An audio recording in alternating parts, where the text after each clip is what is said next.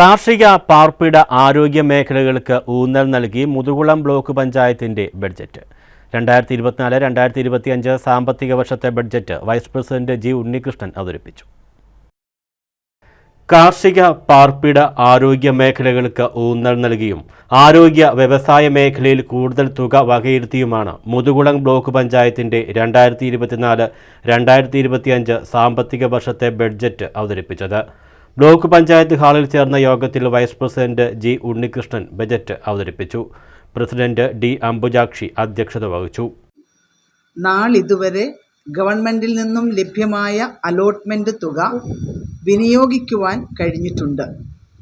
സാമ്പത്തിക വർഷം അവസാനത്തോടുകൂടി 100% പദ്ധതി പണം വിനിയോഗിക്കുവാനും പദ്ധതികൾ പൂർത്തീകരിക്കുവാനും കഴിയുമെന്ന് വിശ്വസിക്കുന്നു.